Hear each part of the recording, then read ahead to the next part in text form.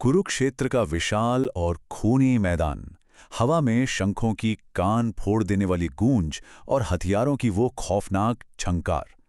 जब भी दुनिया के सबसे बड़े महाकाव्य यानी महाभारत की बात होती है, तो दिमाग में तुरंत अर्जुन, कर्ण या भीष्म पितामह की तस्वीर उभरती है ना? लेकिन क्या कभी किसी ने उस योद्धा के बारे में सोचा है जिसकी ताकत इतनी असीम थी कि वो अकेला ही, जी हां बिल्कुल अकेला, पल भर में पूरे के पूरे युद्ध को खत्म कर सकता था? एक ऐसा गुमनाम नायक जिसके एक अंतिम बलिदान ने सिर्फ उस प्राचीन युद्ध की दिशा ही नहीं तय की, बल्कि आज के आधुनिक युग में वो लाखों करोड़ों लोगों की आस्था का सबसे बड़ा केंद्र बन गया है। तो चलिए आज के इस एक्सप्लेनर में हम बात करेंगे खाटू श्याम की कथा की। एक ऐसा सफर जो प्राचीन काल के एक सर्वोच्च बलिदान से शुरू होकर आज के एक विशाल आधुनिक चमत्कार तक पहुंचता है। हजारों साल पहले युद्ध के मैदान से शुरू हुई ये वीर गाथा आज राजस्थान के एक छोटे से कस्बे में एक बहुत बड़े आध्यात्मिक चमत्कार के रूप में हमारे सामने जीवित है। वंशावली की बात करें तो पहला भीम के पोते, दूसरा घटोत्कच के पुत्र, तीसरा मां दुर्गा के परम भक्त और चौथा 3 अचूक दिव्य बाणों के धारक। अब अगर हम देखें तो किसी भी महान योद्धा की तरह बर्बरीक की कहानी भी उनके इस बेहद शक्तिशाली खून से शुरू होती है। वो कोई साधारण योद्धा बिल्कुल नहीं थे। महाबली भीम के पोते और मायावी शक्तियों वाले घटोत्कच के बेटे। जन्म के समय उनके बाल एकदम किसी शेर के आयाल जैसे थे, इसीलिए उनका नाम पड़ा बर्बरीक। लेकिन सिर्फ अपनी जन्मजात ताकत के भरोसे बैठने वालों में से वो नहीं थे। उन्होंने असीम शक्ति पाने के लिए समुद्र तट पर देवी दुर्गा की घोर तपस्या की, और इसी कठोर तपस्या का नतीजा था कि देवी और भगवान शिव के आशीर्वाद से उन्हें कुछ ऐसा मिला जिसने उन्हें पूरे ब्रह्मांड में सचमुच अजेय बना दिया। वो थे 3 अचूक बाण जिन्हें अमोघ बाण भी कहा जाता है। ये बाण किसी भी लक्ष्य को भेद कर वापस तरकश में लौटने में पूरी तरह सक्षम थे। एक सिद्ध पुरुष ब्राह्मण विजय की रक्षा करने के बाद बर्बरीक को ये 3 खौफनाक अमोघ बाण मिले थे। मतलब ये कोई आम तीर तो बिल्कुल नहीं थे। प्राचीन ग्रंथों की माने तो ये बाण तीनों लोकों में किसी भी लक्ष्य को अचूक भेद सकते थे। पहला तीर उन सभी चीजों को मार कर सकता था जिन्हें बर्बरीक बचाना चाहते थे। दूसरा तीर उन लक्ष्यों को मार करता जिन्हें पूरी तरह नष्ट करना था, और तीसरा तीर पलक झपकते ही उन सभी मार्क किए गए लक्ष्यों को राख में मिलाकर वापस अपने तरकश में लौट आता था। एक ऐसी अजेय और रोंगटे खड़े कर देने वाली शक्ति जिसके सामने महाभारत की विशाल सेनाएं बस एक तिनके के समान थी। और यही आता है कहानी में सबसे बड़ा ट्विस्ट। मैं हमेशा हारने वाले पक्ष की ओर से ही लड़ूंगा। ये थी बर्बरीक की अपनी माता से की गई वो प्रतिज्ञा। जब महाभारत का युद्ध तय हुआ तो बर्बरीक ने भी इस महायुद्ध में जाने की इच्छा जताई, लेकिन घर से निकलते वक्त उन्होंने अपनी मां को एक ऐसा वचन दे दिया जो इतिहास का सबसे बड़ा मोड़ साबित हुआ। उन्होंने कहा कि वो हमेशा उसी का साथ देंगे जो हार रहा होगा। ये सुनने में बहुत ही महान और वीर प्रतिज्ञा लगती है, लेकिन ये सोचने वाली बात है कि इसमें कितनी भयंकर विडंबना छिपी थी। अगर बर्बरीक हारते हुए पक्ष से जुड़ते तो उनके उन अजेय बाणों से सामने वाली सेना तुरंत हारने लगती, और जैसे ही वो सेना हारने लगती, नियम के मुताबिक बर्बरीक को पाला बदलकर उनके पक्ष में जाना पड़ता। इस तरह बार बार पाला बदलते बदलते अंत में केवल बर्बरीक ही अकेले जीवित बचते और बाकी सब कुछ पूरी तरह नष्ट हो जाता। इस विनाश को टालने के लिए हुई भगवान की सबसे कठिन परीक्षा, एक ब्राह्मण द्वारा भयानक गुरु दक्षिणा की मांग। भगवान कृष्ण बहुत अच्छी तरह जानते थे कि इस प्रतिज्ञा का नतीजा क्या होगा। इस विनाशकारी चक्र को किसी भी कीमत पर रोकना ही था। इसीलिए जब बर्बरीक कुरुक्षेत्र की ओर बढ़ रहे थे तो रास्ते में भगवान कृष्ण एक साधारण ब्राह्मण का भेष धरकर उनके सामने आ गए। उन्होंने पहले तो बर्बरीक की शक्तियों की परीक्षा ली, और जब यह साबित हो गया कि ये योद्धा वाकई अकेले ही पूरे युद्ध को खत्म कर सकता है, तो ब्राह्मण रूपी कृष्ण ने उनसे दान में कुछ मांगने की इच्छा जताई। और वो मांग ऐसी थी जिसकी कोई कल्पना भी नहीं कर सकता था। उन्होंने दान में बर्बरीक का शीश यानी उनका सिर ही मांग लिया। ये वो पल था जिसने इतिहास रच दिया। बर्बरीक भगवान कृष्ण को स्वेच्छा से अपना शीश दान करते हुए। उस दृश्य की कल्पना करने पर ही किसी के भी शरीर में सिहरन दौड़ जाएगी। जब बर्बरीक को पता चला कि सामने खड़ा इंसान कोई साधारण ब्राह्मण नहीं बल्कि स्वयं भगवान कृष्ण हैं, तो बिना एक सेकंड भी सोचे उन्होंने अपनी म्यान से तलवार निकाली और अपना शीश धड़ से अलग करके भगवान के चरणों में रख दिया। एक ऐसा योद्धा जिसने कभी कोई युद्ध लड़ा ही नहीं, उसने पूरे ब्रह्मांड को विनाश से बचाने के लिए अपना सब कुछ दे दिया। ये इस महाकाव्य का सबसे भावुक, सबसे बड़ा और सर्वोच्च बलिदान था। और इसी बलिदान पर भगवान कृष्ण का वो अमर वचन गूंजा, कलयुग में तुम मेरे ही नाम श्याम से पूजे जाओगे। इस अकल्पनीय बलिदान से भगवान कृष्ण इतने ज्यादा प्रसन्न हुए कि उन्होंने बर्बरी को एक वरदान दिया। उन्होंने कहा कि कलयुग में, जो कि अंधकार का युग होगा, तुम मेरे ही नाम श्याम से पूजे जाओगे, और जो भी भक्त सच्चे दिल से तुम्हारा नाम लेगा उसके सारे कष्ट दूर हो जाएंगे। और बस यही वो क्षण था जिसने एक प्राचीन युद्ध की भयंकर त्रासदी को एक अनंत और अमर दिव्य वादे में बदल कर रख दिया। तो अब आते हैं अध्याय 2 पर, कलयुग यानी अंधकार के युग में एक चमत्कारिक खोज। कुरुक्षेत्र के उस महान युद्ध के बाद बर्बरीक के शीश को रूपवती नदी में प्रवाहित कर दिया गया।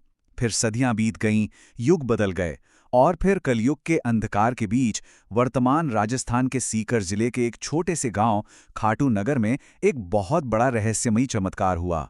समय के थपेड़ों ने उस स्थान को मिट्टी के नीचे पूरी तरह दबा दिया था, लेकिन उस दबे हुए रहस्य को तो दुनिया के सामने आना ही था। और वो शुरुआत हुई एक दिव्य घटना से, जहां दबे हुए रहस्य के ऊपर एक गाय स्वतः ही दूध बहाने लगी थी। स्थानीय मान्यताओं और ग्रंथों को अगर देखें तो पता चलता है कि एक गाय रोजाना एक खास जगह पर जाकर खड़ी हो जाती थी। और सबसे हैरानी की बात तो ये थी कि उस विशिष्ट स्थान पर पहुंचते ही गाय के थनों से अपने आप ही दूध बहने लगता था। जब गांव वालों ने ये रहस्यमयी घटना अपनी आंखों से देखी तो वो पूरी तरह सन्न रह गए। उन्होंने तुरंत उस जगह की खुदाई करने का फैसला किया, और जैसे जैसे मिट्टी हटाई गई, नीचे से वही प्राचीन और दिव्य शीश प्रकट हुआ जो ना जाने कितनी सदियों से वहां दबा हुआ था। खुदाई में मिला वो श्याम कुंड, वह पवित्र स्थान जहां बर्बरीक का शीश प्रकट हुआ था। आज हम इस जगह को श्याम कुंड के नाम से जानते हैं। माना जाता है कि इसी कुंड से वो शीश निकाला गया था, और आज इस कुंड के जल को बेहद चमत्कारी और उपचारात्मक माना जाता है। यहां आने वाले असंख्य भक्त इस पवित्र कुंड में डुबकी लगाते हैं, इस बिल्कुल अटूट विश्वास के साथ कि ये पावन जल उनके सभी कष्टों और बीमारियों को हमेशा के लिए धो देगा। अब आस्था की इस वास्तुकला के निर्माण की टाइमलाइन पर नजर डालते हैं। पहला, 11वीं सदी में खोज। दूसरा, 1027 ईस्वी में राजा रूप सिंह चौहान द्वारा मंदिर का निर्माण। और तीसरा, 1720 ईस्वी में दीवान अभय सिंह द्वारा इसका जीर्णोद्धार। शीश मिलने के बाद उसे कुछ दिनों के लिए एक ब्राह्मण को सौंप दिया गया था। फिर खाटू के तत्कालीन राजा रूप सिंह चौहान को रात में एक सपना आया। सपने में उन्हें उस शीश को स्थापित करने और एक मंदिर बनाने का एकदम स्पष्ट निर्देश मिला।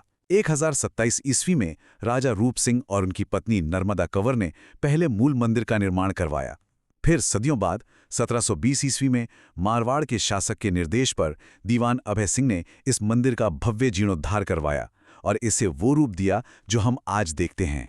आज का ये खाटू श्याम मंदिर भव्य मकराना संगमरमर की वास्तुकला का एक बेजोड़ नमूना है। शुद्ध सफेद मकराना संगमरमर से बना ये मंदिर सच में अद्भुत है। जगमोहन नाम का इसका विशाल प्रार्थना कक्ष पौराणिक चित्रों से इतनी खूबसूरती से सजा हुआ है कि नजरें नहीं हटती। लेकिन जो चीज सबसे ज्यादा मन मोह लेती है वो है इसका गर्भगृह, जहां श्याम बाबा का शीश विराजमान है। इसके दरवाजे खूबसूरत चांदी की चादरों से मढ़े हुए हैं जो इसकी भव्यता और दिव्यता को कई गुना बढ़ा देते हैं। चलिए अब बढ़ते हैं अध्याय 3 की ओर, फाल्गुन मेले का जीवंत स्वरूप। एक शांत ऐतिहासिक कथा से निकलकर अब हम वर्तमान युग के सबसे ऊर्जायुक्त महोत्सव में प्रवेश कर रहे हैं। हर साल फरवरी मार्च के महीने में होली से ठीक पहले ये छोटा सा शांत कस्बा एक बहुत ही विशाल आध्यात्मिक महासागर में बदल जाता है। इसे कोई साधारण मेला समझने की भूल बिल्कुल नहीं की जा सकती। ये करोड़ों लोगों की श्रद्धा का साक्षात और जीता जागता प्रमाण है। इस आंकड़े पर अगर गौर करें, 20 लाख से भी अधिक, जी हाँ 2 मिलियन प्लस, ये आंकड़ा सच में हैरान कर देने वाला है। महज 10 से 12 दिनों के इस छोटे से मेले के दौरान पूरे देश और दुनिया भर से 20 लाख से ज्यादा भक्त इस खाटू नगरी में उमड़ पड़ते हैं। सड़कों पर तिल रखने की जगह तक नहीं बचती। हर तरफ जिधर भी नजर जाए सिर्फ और सिर्फ भक्ति का रंग और एक ही नाम की गूंज सुनाई देती है, और वो गूंज है हारे का सहारा, जिसका मतलब है पराजित का रक्षक। खाटू श्याम का ये प्रिय नाम हारने वाले पक्ष का साथ देने की उनकी प्रतिज्ञा को ही तो दर्शाता है। आखिर इतने सारे लोग यहां आते क्यों हैं? इसका जवाब इसी नाम में छुपा है। बर्बरीक का अपनी माता को दिया हुआ वो प्राचीन वचन आज भी इतिहास में गूंजता है। आज के इस आधुनिक जीवन की भागदौड़ में चाहे लड़ाई आर्थिक हो, मानसिक हो या शारीरिक, जो भी इंसान खुद को जीवन से पराजित, निराश और थका हुआ महसूस करता है, वो इसी एक उम्मीद के साथ यहाँ आता है कि ये हारे का सहारा उसकी हार को निश्चित रूप से जीत में बदल देगा। फाल्गुन मेले का ये अनुभव सच में रोंगटे खड़े कर देने वाला होता है। इसमें शामिल हैं रींगस से नंगे पैर 17 किलोमीटर की पदयात्रा, त्रिकोणीय निशान यानी ध्वज ले जाना, श्याम बाबा की जय का निरंतर उद्घोष, पवित्र श्याम कुंड में स्नान, रात भर चलने वाली भजन संध्या और सभी के लिए निःशुल्क लंगर। ये हैरानी की बात है कि लाखों लोग 17 किलोमीटर दूर रींगस से नंगे पैर चलकर आते हैं। हवा में केसरिया और लाल रंग के त्रिकोणीय निशान लहराते हैं। दिन हो या रात, हवा में सिर्फ और सिर्फ श्याम बाबा की जय का नारा गूंजता रहता है। श्याम कुंड में स्नान, रात रात भर चलने वाली वो अद्भुत भजन संध्या और पूरे शहर में हर जगह मुफ्त लंगर, जहां सब एक पंगत में बैठकर भोजन करते हैं। ये पूरा समर्पण का एक ऐसा दृश्य है जिसे शब्दों में पिरोना बहुत मुश्किल है। और इस अथाह भीड़ में भी भक्ति की एक लय हमेशा बनी रहती है, जो इन दैनिक आरतियों से तय होती है।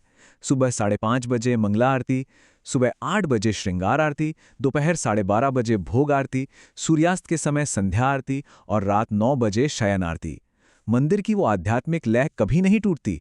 सुबह सुबह मंगला आरती से शुरुआत होती है, फिर बाबा का वो मनमोहक श्रृंगार, दोपहर का भोग, शाम की संध्या आरती और रात की शयन आरती। इन आरतियों के दौरान जब श्री श्याम आरती के स्वर गूंजते हैं ना, तो पूरा वातावरण एक ऐसी अलौकिक शांति से भर जाता है जिसे केवल और केवल गहराई से महसूस ही किया जा सकता है।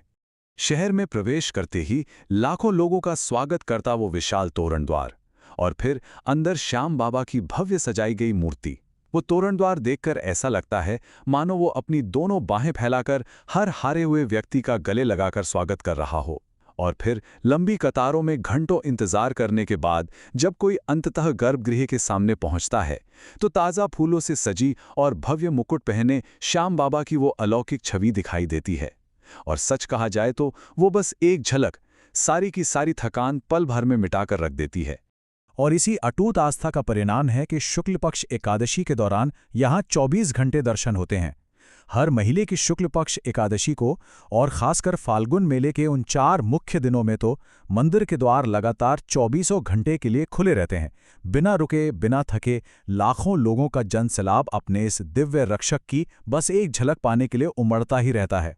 तो अंत में एक सवाल मन में जरूर उठता है, हजारों साल पहले किया गया एक परम बलिदान आज भी लाखों दिलों को कैसे प्रेरित कर रहा है?